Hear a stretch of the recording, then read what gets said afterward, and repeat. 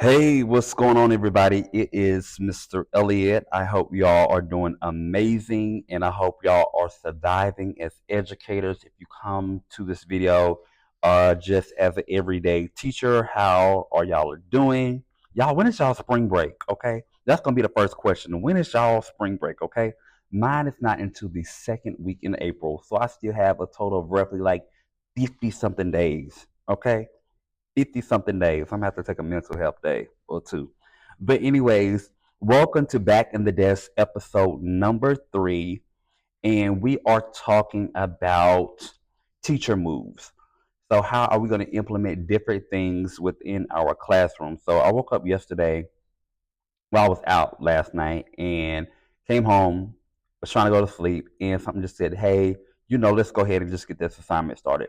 So my first assignment is talking about teacher moves. So one of the questions is asking, why is it important to look for and utilize the MLs? So MLs are like our multi-language students, so our students that were not born here in the United States. So if you were born in Mexico or Honduras or Jamaica or um, Nicaragua. I know I didn't say that right. Nicaragua, something like that. Belize, Brazil. Did I say Mexico? Mexico, whatever. And how are we going to implement those strategies in our curriculum for those students as well as our EC? EC is exceptional children. Back in the day, we just used to call it special ed, but it's not called that anymore. It can be called resource, or students can be in a co-taught class where they don't test on a level of resource. So if you're looking at a tier, you have honors, you have standard, so standards like grade level, then you have co-taught where you can be receiving those services, but you're not in a resource class or you don't test with your data, that high, if that makes sense. I will try to leave some links down below to kind of explain what EC is in this day and age. But if you were born in the 80s, you had special ed, and that was the only thing you had special education classes. Okay, how we're going to support them, and why is it important to do that within our curriculum. So I've only wrote sentences thus far, and your boy is not braining on today. We had a half day today, and baby, when I say that half day felt like 3 full days, what is the purpose of a half day? It should have just been a teacher work day or a remote day for us really to get this done. So I'm about to finish up this part of my paper, and I'll come back with you with a recap, and we can kind of go on to there. So if you're not subscribed yet, go ahead and subscribe. Hit that notification bell. Leave a comment down at the bottom. Give me a thumbs up, and let's see what three has to come in back in the desk. Okay, come on with me. Y'all, happy Friday. When I tell you this teacher, this brother, this fella is tired with the capital T, I am tired. Not defeated, but I am tired. I don't know what it was about this week, but it was like a week draining. So yesterday we had our Black History program at our school, and basically I was at school for almost 12 hours. But that's out here where I'm talking about. So y'all know today is like the blackout where African Americans or black people are not supposed to be buying anything, paying for anything, buying anything, purchasing anything, only supporting black-owned small businesses, not even buying gas or anything. We ain't supposed to be tapping, swiping, nothing. So we had leftover food from our Black History program. Our Black History programs really cater around Southern food. So we had chicken, macaroni, collard greens, sweet tea, and lemonade. Tell me why all of my colleagues are eating chicken, leftover mac and cheese, Kool-Aid, or sweet tea. I don't have no food at home. This will probably be my only meal today. So I'm loading up on chicken, macaroni and cheese, and drink. But let me show you all what we did this week for school. I know briefly I talked about how we were dealing with culture plans, no, teacher moves, I think. Was it teacher moves? But anyways, how we were talking about this. So within our, yes, teacher moves. So within our culture plan this week for my first class, we are on part number 3.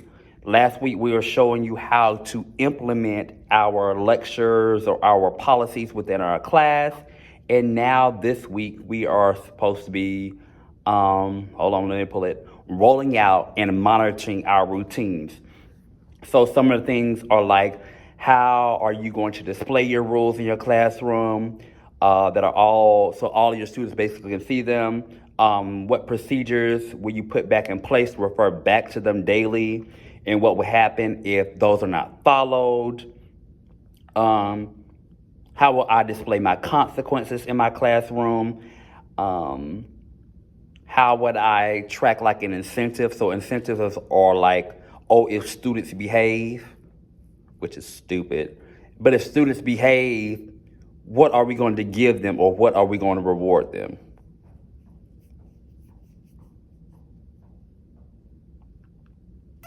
I'm not rewarding them nothing because you're supposed to be able to behave. The only really thing I say that I want my students or expect my students to do automatically when they come up in this classroom is sit down and be quiet and follow directions.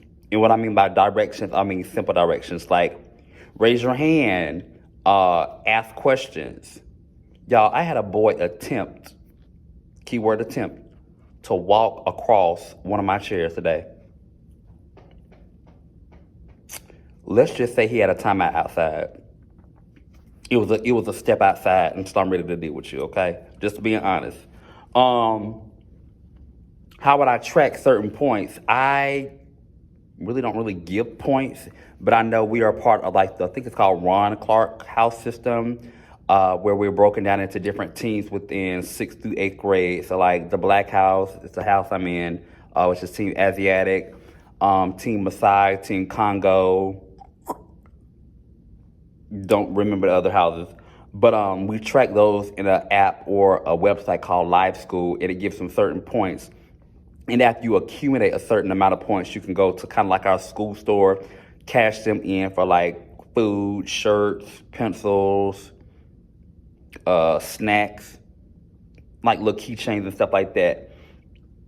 So that is how I track my points, as well as I track them in a simple Google Doc, or I track it in our educator's handbook, which are kind of like our referrals. I don't think there's no more paper referrals nowadays. Everything is tracked within our school through educator's handbook, where we write either a major offense like fighting or vaping to minor offenses like classroom distractions or disruptive behavior. So that is what we learned this week in our classes. I'll be back later on to create some more of the vlog. And y'all will see how bored I am on tomorrow. Tomorrow is my 4th class from 8:30 to 12:30 on a Saturday. All right. I will see y'all. Hopefully y'all are not shopping. And yeah, if you are part of this whole blackout, you all leave some comments down below of what you all do and just simple expectations that you have in your classroom. Or if you are a parent, what are teachers, how are they responding to you with if your child has a disruptive behavior or positive behavior? Is it on like different apps through Canvas? We have Parent Square. We can message our parents. How are you all tracking your students' behavior, whether it be grades, positive behavior, or negative behavior? All right, leave it down below. So yeah,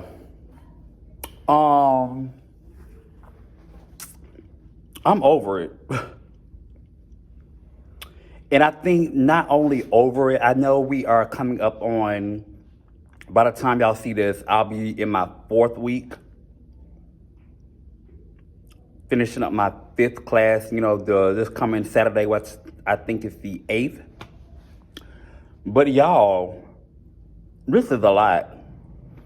So not only I commend people that are first full-time teachers like myself, but full-time teachers that have a life, pursuing a master's or doctorate degree, or a parent outside of teaching, because it's like with this, I'm doing all this work. Let me stop complaining. Because my pastor said that I need to be more confident and knowing that I can do things that are not doable, and then I need to go full throttle, okay? So I'm mashing the gas, I'm running people over. If you're in my way, get out it, because Mr. Elliott is coming. But that is the end to this vlog. I know it was a very short vlog. I really didn't do like a sit-down video of what... When I say them kids are so loud in this hallway, and y'all look at my bookcase. Don't look at my bookcase. Speaking of bookcases, do y'all have stress food? We have a vending machine, and I be eating Cheez-Its and Pepsi. I really love wild cherry Pepsi, but they don't have wild cherry Pepsi in the vending machine. But maybe next week I'll do like a full recap of what actually I taught. And yeah, thank you all for watching. Make sure you like, subscribe, comment. I'm on Facebook. I am on Instagram. I will try to leave that information down below. But if you're on Facebook, just search the Mr. Elliott Experience. It is a like page. It's not my personal page, but it is a like page. So like that video or like that profile on Instagram as well. And I will see you all in the next episode of Back in the Desk. Bye, y'all.